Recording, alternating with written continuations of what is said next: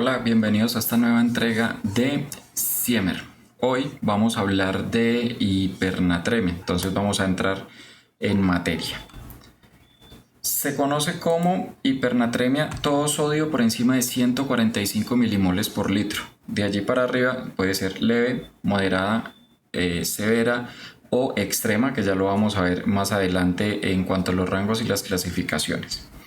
Hay unos principios fisiológicos que son los encargados de regular la cantidad de sodio que hay en el cuerpo, tanto hacia la alta como hacia la baja. Estos son regulación de la sed y la concentración urinaria. Entonces vamos a verlos uno por uno de forma muy grande, de forma macro. Regulación de la sed, entonces se da a nivel central en la lámina terminal y hay tres núcleos. Está el núcleo sufornical o el órgano sufornical, está el órgano vasculosum de la lámina terminal y está el nervio preóptico mediano de la lámina terminal, que allí en la imagen se ven graficados donde se encuentran ubicados. No vamos a entrar en detalle con esto porque ya es un tema muy minucioso. Tenemos la sed hemostática y tenemos la sed anticipatoria. ¿Qué son este tipo de seds? Entonces, la sed hemostática se estimula en respuesta a un déficit de agua ya establecido. Entonces, ¿qué pasa aquí? Hay un aumento en la concentración de sodio, hay un cambio en la osmolalidad sanguínea y hay cambios en el volumen efectivo sanguíneo sensado por los varorreceptores. La sed anticipatoria ocurre ante un déficit de agua inminente. ¿Cuándo sucede esto? ¿Cuándo pasa esto? Uno, la sed prandial, que es la que nos obliga a tomar líquido mientras estamos ingiriendo alguna comida, y la sed presomnial es cuando el cuerpo se da cuenta que va a estar dormido por un largo periodo y antes de esto obliga al paciente o a la persona a tomar líquido para que esto no ocurra durante todo el tiempo que va a estar dormido. En cuanto a la concentración urinaria, va a estar regulada por la arginina vasopresina. Entrando ya un poco en materia en cuanto a la hipernatremia y sus factores de riesgo, esta es menos común que la hiponatremia, se da más en pacientes críticamente enfermos y tiene un mayor riesgo en los ancianos. Hay una hipernatremia que es adquirida en el hospital, que es el 4.3% de las que se presentan en las salas generales. Generalmente está asociada a enfermedad renal crónica, a aumentos durante la estancia de la creatinina y al uso de soluciones o líquidos endovenosos de tipo solución salina. Tenemos la adquirida en la UCI. Allí se da una alteración en la sed y en muchos pacientes, sea porque no hay una autorización para la vía oral o porque el paciente se encuentre intubado, entonces hay una incapacidad de beber agua. En el intubado además hay una incapacidad de referir que siente la sed aún en ocasiones estando despierto. Y la otra es por los medicamentos que usamos de uso común o diario en este tipo de pacientes críticos. La hipernatremia adquirida en la comunidad entonces se presenta en el 1.5% en pacientes mayores de 65 años sin enfermedad renal crónica, 3.5% en ancianos con enfermedad renal crónica y 1.4% en urgencias en los pacientes que además tienen una injuria renal aguda. Y ojo con esto, que hay una mayor prevalencia de hipernatremia en zonas o en climas calientes. Dentro de los factores de riesgo tenemos la intoxicación por sal, es muy rara, es muy poco frecuente, y tenemos la hipernatremia que se da por actividad física, o sea, por deshidratación. El pronóstico de la hipernatremia, la mortalidad directamente proporcional al aumento del sodio. Hay un OR de mortalidad hospitalaria de 11.1 con un intervalo de confianza de 3.8 a 32.2. Las tasas de mortalidad son mayores que en la hiponatremia. Tiene más días de estancia hospitalaria estos pacientes y es un predictor de mortalidad en pacientes que se encuentran en cuidados paliativos. Hipernatremia permisiva, ¿en quiénes? En pacientes que se encuentran en unidades neurocríticas que cursan con edema cerebral y que necesitamos usar soluciones hipertónicas para mejorar o disminuir ese edema cerebral.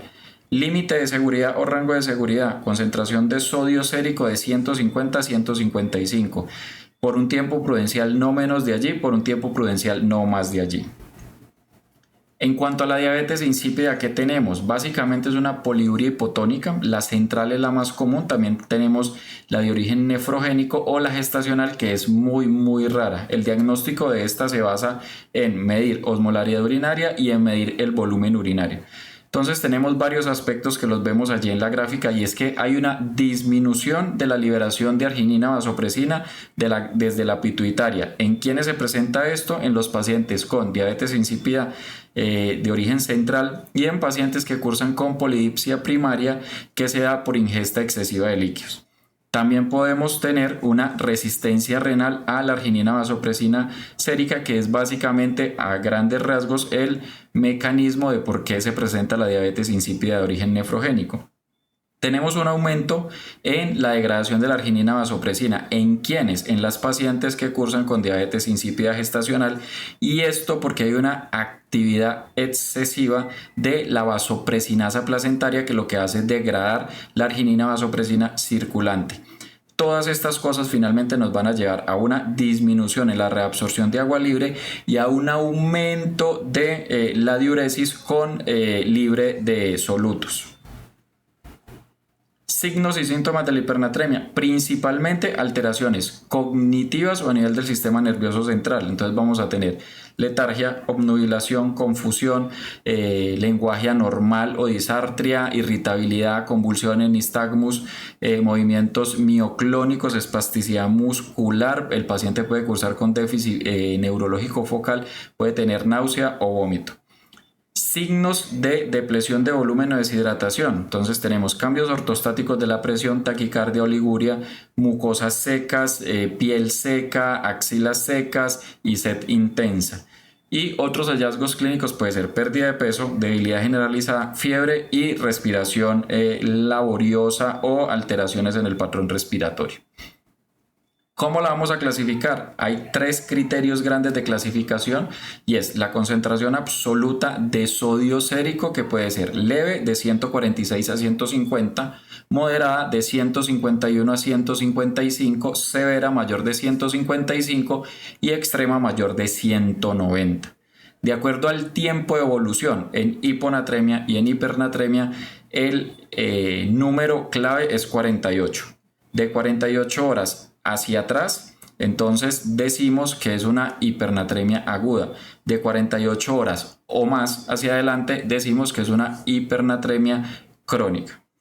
De acuerdo al estado de volumen, puede ser hipovolémica, euvolémica o hipervolémica. Ya vamos a ver para qué nos va a servir esto. Causas. ¿Cuáles son las principales causas de la hipernatremia? Entonces tenemos este cuadro que es la hipernatremia euvolémica. Entonces tiene causas extrarrenales, como las dérmicas por sudoración o la fiebre, o las respiratorias, que sean secundarias a taquicardia. Pérdidas renales, diabetes insípida central, diabetes insípida nefrogénica, y hay otras como la inhabilidad para tener acceso a los líquidos, que es muy rara, o la hipodipsia o adipsia en estos pacientes. La hipernatremia hipovolémica, entonces por pérdidas extrarrenales tenemos gastrointestinal, como el vómito, drenajes nasogástricos, fístulas enterocutáneas, la diarrea o el uso de agentes catárticos osmóticos. Tenemos también las pérdidas cutáneas por quemaduras o sudoración excesiva, y tenemos pérdidas renales en estos pacientes hipovolémicos por diuresis osmótica, por uso de diuréticos de asa, una diuresis posobstructiva y una fase poliúrica de una necrosis tubular aguda o enfermedad renal intrínseca. En la hipernatremia hipervolémica, entonces, uso de solución salina hipertónica en pacientes o niños que se encuentran en coma y reciben, o pacientes en unidades críticas que reciben alimentación con una carga hipertónica importante. Ingestión de cloruro de sodio, vienen unas tabletas que la gente en ocasiones ingiere. Ingestión de agua de mar, ingestión de eméticos ricos en cloruro de sodio, enemas de solución salina hipertónica, inyecciones intrauterinas de solución hipertónica, infusión de cloruro de sodio hipertónico, diálisis hipertónica, hiperaldosteronismo primario, síndrome de Cushing o exceso de mineralocorticoides serían todas las causas de la hipernatremia hipervolémica. ¿Cómo hacemos el diagnóstico? Entonces el diagnóstico se los voy a resumir en este cuadro. Primero hay que excluir la pseudohipernatremia. ¿Pero qué es la pseudohipernatremia? Es o se define como un aumento falso o espurio de la concentración plasmática de sodio por encima de 145, pero esto es debido a que hay una disminución de la concentración de proteínas o lípidos plasmáticos. Segundo paso, sodio sérico corregido, hay que calcularlo. ¿Cómo? Hay dos fórmulas, la fórmula de Gillier o la fórmula de Katz, que si ustedes ven allí en la diapositiva, lo único que cambia es en una constante, donde la de Gillier es 0.024 y en la de Katz es 0.016. ¿Qué sigue después de eso? Valorar el estado del volumen. ¿Qué es valorar el estado del volumen? Entonces, primero, lo que les explicaba previamente, hay que mirar si el volumen en esos pacientes está o no incrementado. No está incrementado, tenemos dos opciones, hipovolemia o euvolemia. Está incrementado, entonces tenemos la hipervolemia. En la hipovolemia hay una disminución importante del agua corporal total y una disminución parcial del sodio corporal total. En la euvolémica hay una disminución parcial del agua corporal total y el sodio corporal total puede mantenerse estable o puede ser o tener variabilidad mínima. En la hipervolémica vamos a tener un gran aumento del sodio corporal total con un leve aumento del agua corporal total.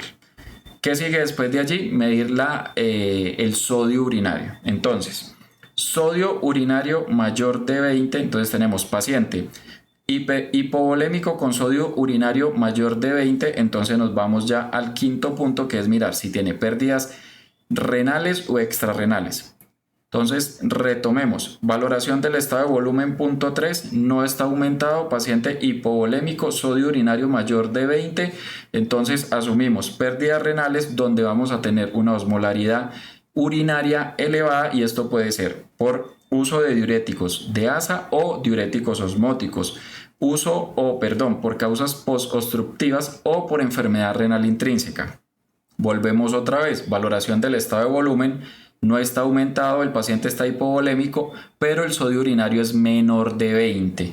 Allí nos vamos a decantar, o esto nos va a decir que las pérdidas son extrarrenales, la osmolaridad urinaria va a estar alta y esto va a ser principalmente por sudoración excesiva, por quemaduras, por diarrea o por fístulas. Listo, hasta allí este pedazo, entonces vamos a seguir. Valoración del estado de volumen no está aumentado, el paciente está euvolémico, entonces la concentración de sodio, como se los dije previamente, es variable. Entonces aquí tenemos dos cuadros o dos grupos grandes. Pérdidas renales, tiene la osmolaridad baja, es por diabetes insípida. Ya tendríamos que ir a buscar si es central, si es nefrogénica o si es gestacional. Ahora, sodio urinario variable, pero con pérdidas extrarrenales documentadas, la osmolaridad urinaria de este nivel va a estar alta y esto puede ser secundario a pérdidas insensibles, pérdidas por sistema respiratorio, pérdidas dérmicas o hipodipsia. Esto en la parte de valoración del estado de volumen en la cual el volumen no está aumentado. Ahora nos vamos para el otro lado. El volumen está incrementado, o sea, el paciente está hipervolémico y allí solo se da concentración urinaria de sodio mayor de 20 milimoles. Entonces hay una ganancia de sodio y esa es la causa de la hipernatremia y la osmolaridad urinaria va a estar alta. Principales causas: primaria, hiperaldosteronismo, síndrome de Cushing, diálisis hipertónica, uso de sodio hipertónico, uso de bicarbonato o tabletas o pastillas de cloruro sódico. Hasta allí la parte cómo vamos a hacer el diagnóstico o el enfoque inicial de estos pacientes. Tratamiento. Entonces el tratamiento también va a tener varios pasos. El primero es identificar la causa subyacente e iniciar el tratamiento correspondiente. El segundo es muy importante, que es definir si esa hipernatremia es aguda, o sea, se instauró en menos de 48 horas, o es crónica, o sea, se instauró en más de 48 horas. Instauración aguda necesita una rápida corrección, entonces una disminución de la concentración sérica de sodio de 1 a 2 milimoles por litro por hora con un objetivo de sodio sérico de 145 milimoles litro en las primeras 24 horas desde el inicio de la corrección. Ahora tenemos el otro lado. es crónica, mayor de 48 horas o de tiempo indeterminado desconocido. Allí la corrección debe ser lenta, y lenta quiere decir disminución de la concentración sérica de sodio menor a 0.5 milimoles litro hora. Y el objetivo allí cambia. Entonces, el objetivo es de 6 a 11 milimoles litro por día en cuanto a la disminución que tenemos que hacer en estos pacientes. Su instauración fue fue lenta o crónica, su corrección es lenta o crónica. ¿Qué sigue de allí? Valorar el estado de volumen. ¿Cómo? Vamos a calcular el déficit de agua, que es con esta fórmula que ustedes ven allí en la pantalla. Entonces, agua corporal total en litros por la concentración sérica de sodio sobre 140 menos 1. Eso nos va a dar el déficit de agua que tiene ese paciente. Y lo otro es que en el momento en el cual escojamos el tipo de solución de reemplazo que vamos a hacer, tenemos que hacer el delta de la concentración sérica de sodio. O sea, eso nos va a llevar a cuánto va a cambiar la concentración de sodio de acuerdo a la solución que escojamos. Básicamente es la concentración de sodio del líquido que se va a infundir más la concentración de potasio del líquido que se va a infundir menos la concentración sérica de sodio que tiene el paciente en ese momento. Esto sobre agua corporal total más 1. Esto es básicamente lo que tenemos que hacer a la hora de la valoración del estado de volumen y a la hora de escoger cuál es la solución de reemplazo que vamos a tomar. Quinto, mediciones seriadas de sodio. Todos estos pacientes en los cuales estamos corrigiendo electrolitos, llámese como se llame, debe tener un tiempo prudencial entre una toma y otra toma de las concentraciones de sodio. Entonces vamos a entrar un poquito en materia, analizar el cuadro que está allí. Valoración del estado de volumen, que es el tercer paso. Entonces, si el paciente está hipovolémico, necesitamos corregir el déficit de volumen. Allí, independiente del nivel de sodio que tenga ese paciente, como lo que prima es la pérdida de volumen, se recomienda que se haga una reanimación inicial con cristaloides balanceados, que puede ser solución salina normal o lactato de Ringer, hasta que se mejore la hipovolemia, y después buscar cuál es la causa de base para corregirla. Finalmente vamos a hacer la corrección del déficit de agua. Entonces calculamos el déficit de agua y vamos a administrar o solución salina al medio, como se conoce, o al punto 45, o dextrosa al 5%, o si el paciente tolera la vía oral, brindarle agua por vía oral. El paciente está euvolémico, debemos corregir el déficit de agua primero. Calculamos el déficit de agua con la fórmula que ya sabemos. Administramos solución salina al medio o al punto 45, dextrosa al punto 5. Si tolera vía oral, le hidratamos por la vía oral. Y si el paciente cursa con una diabetes insípida de origen central con pérdidas severas, tenemos que empezar a considerar la posibilidad de la desmopresina. Tratamiento a largo plazo, considerarlo en pacientes con diabetes insípida central, en pacientes con diabetes insípida nefrogénica. Entonces tenemos que descontinuar o suspender todos los medicamentos que estén llevando el paciente hacia allá. El paciente hipervolémico, entonces el objetivo primario es remover el sodio del cuerpo. Entonces, primero, descontinuar o suspender medicamentos o agentes que estén produciendo esta acumulación de sodio en el paciente, reemplazar el agua libre, y lo podemos hacer con dextrosa al 5% de forma intravenosa, más los diuréticos de asa, si sería la indicación. Y si el paciente cursa con una enfermedad renal aguda o una injuria renal aguda con criterios de hemodiálisis, hay que considerarla también. Conclusiones de este tema. Entonces, la hipernatremia debe manejarse con la misma urgencia con la que manejamos la hipercalemia. Si ve que el nivel de sodio de un paciente tiende gradualmente a aumentar, no debemos esperar hasta que este esté muy elevado. Debemos administrar agua libre, previniendo que esto empeore por deficiencia de agua, y asimismo prevenimos la hipernatremia. Si no se calculan las necesidades de agua libre, normalmente se administran cantidades inadecuadas de agua. Las necesidades de agua en estos pacientes suelen ser muy altas. Se debe proporcionar de forma rutinaria a los pacientes cantidades adecuadas de agua libre por vía enteral, junto con la alimentación por sonda, y esto nos va a evitar problemas como la hipernatremia. Y si un paciente tiene una lesión cerebral y este empieza a producir grandes volúmenes de orina clara y diluida, esto no lo debemos echar en un saco roto, no lo podemos ignorar.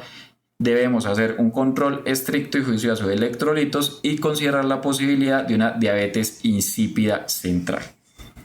Muchas gracias a todos los que estuvieron hoy con nosotros. Espero que les sirva mucho este tema. No olviden seguirnos en nuestras redes sociales y en nuestro canal de YouTube, donde estaremos subiendo este tipo de material académico y didáctico. Nuevamente, muchas gracias a todos y nos vemos pronto.